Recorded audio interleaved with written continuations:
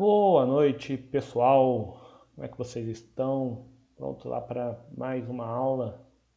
O que vocês estão achando? Comenta aí com a gente aí para saber o que vocês estão achando. Bom, na aula de hoje a gente vai falar sobre os tipos de linha, tá? Antes da gente começar a desenhar, a ideia minha é passar rapidamente para vocês aqui os tipos de linha, para a gente já sair desenhando usando as linhas certas, ok? Então vamos lá. Rapidamente, então, as linhas são definidas pela norma NBR 16.861. Ela trata ali do escalonamento e largura de linhas para desenhos técnicos, tá? Então a gente vai ver largura e tipos de linhas no contexto geral, tá? Bom, então, de regra geral, de utilização de espessura de linhas, é de utilizar linhas largas para detalhes reais e linhas estreitas para linhas imaginárias ou eixos, tá? Mas eu não vou ficar lendo aqui muito texto, deixa aí para vocês, depois vocês pausam o vídeo para ler aí e vamos para ver o que é realmente aqui. Então, as larguras de linha, elas são definidas por grupos, tá? E esses grupos aqui, eles vão estar ligados ali mais ou menos ao tipo de desenho que você está fazendo ou até mesmo o tamanho da folha que você está usando. Tá? Então a gente define o grupo pela nomenclatura da linha larga, tá? Então o grupo de linha 0,25, a linha larga é de 0,25 de espessura, a extra larga é o dobro e a estreita está ali próximo da metade. Algumas vezes, mas quando dá para ser exato ali, ela vai ser metade. E vai ter uma recomendação aqui também para linhas para designação de símbolos gráficos, tá? Coisas mais específicas. De forma geral, o grupo de linha utilizado é o 0,25, ok? Então a gente vai ter as linhas extra largas 0,50, a larga 0,25 e a estreita 0,13. Agora vamos ver os tipos de linha. Aqui tem uma coluna aqui que designa aqui a aplicação mais pela linha, tá? Mas isso não é algo tão normatizado assim, é apenas uma referência, tá? Para a gente falar assim, a linha de contorno A1, depois vai ter um desenho lá, a gente vai conseguir enxergar a aplicação da linha A1. Então, linha contínua larga, representação aqui, a aplicação dela para contornos visíveis e arestas visíveis, né? E a linha contínua estreita para intersecção imaginária, linhas de cotas, linhas auxiliares, linha de chamada, de achura, contorno e linhas de centro curtas. Vamos para o nosso exemplo aqui.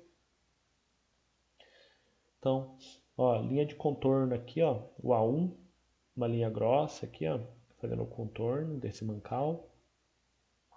Tá? E aqui novamente, ó, as linhas A1 aparecendo. Então, são as linhas grossas aqui, tá? As linhas A2, elas seriam, por exemplo, essas linhas utilizadas para setas aqui, tá?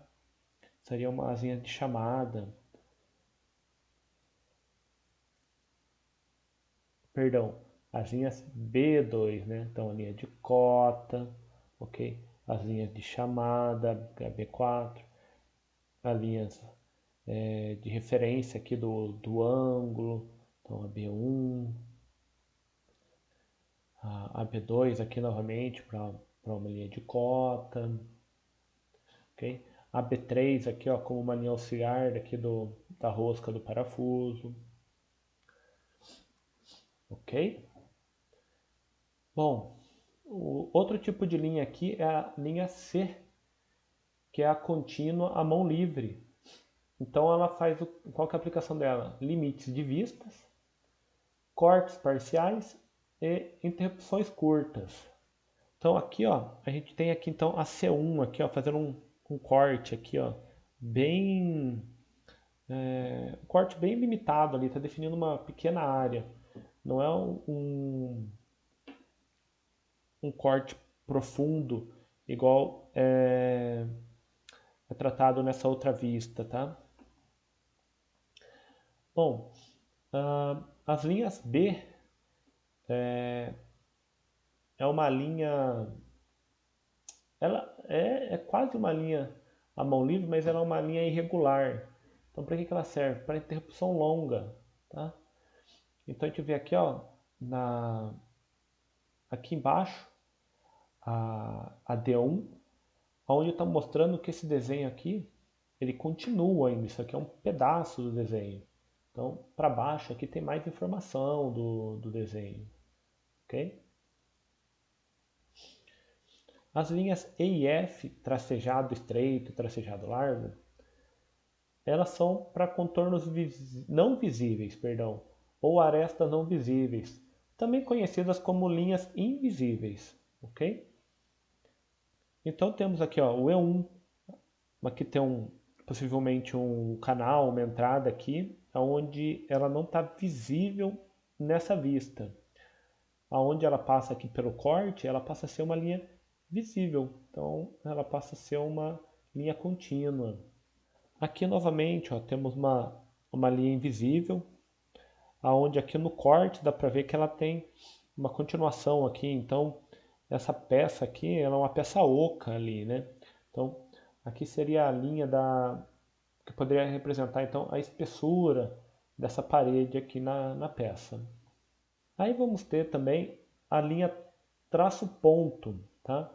Ela é utilizada então para linhas de centro, linhas de simetria e linhas de trajetórias.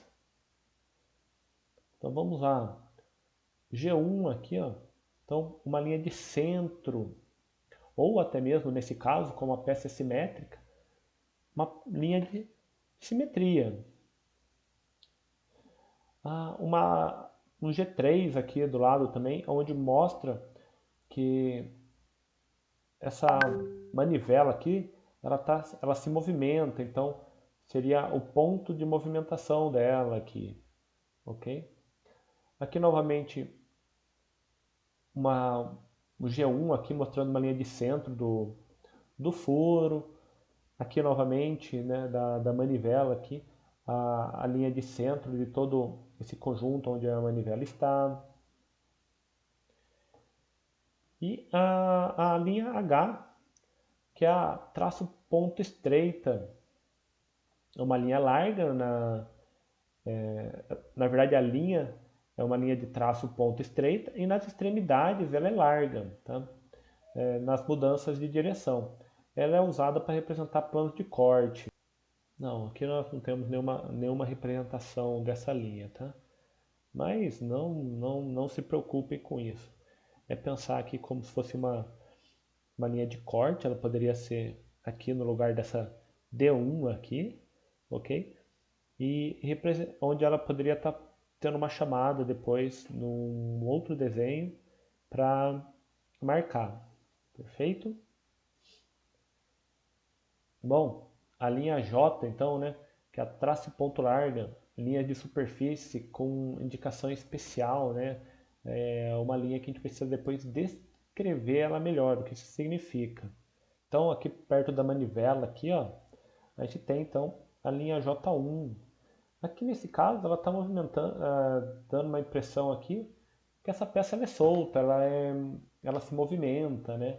Então ela pode ter um pequeno jogo ali nesse sentido. E a linha K, que é a traço dois pontos estreita. Então ela é usada para representar contorno de peças adjacentes, posição limite de peças móveis, linha de centro de gravidade, quando a gente estiver estudando o centro de gravidade, canto antes da conformação e detalhes situados antes do plano de corte ou linhas de projeção. Então vamos entender aqui, ó, K1 aqui no mancal, então a gente tem uma representação aqui da montagem futura de um parafuso, né? Vê aqui que ali tem uma região com um furo, né? Então ali vai ser montado um parafuso. Na parte de baixo aqui, então a gente tem também a representação que aqui tem uma outra peça, né? Então ela está identificando aqui para gente aqui que é outra peça que vai ser posicionada aqui. E a K2 aqui mostrando o limite então de transição da manivela aqui. Perfeito? Bom, pessoal, nessa aula isso é tudo. A próxima aula, então, eu venho com vocês aqui com uma parte um pouco mais prática para a gente ver, então, a gente configurar essas linhas no AutoCAD propriamente dito. Ok? Um abraço e até lá, hein?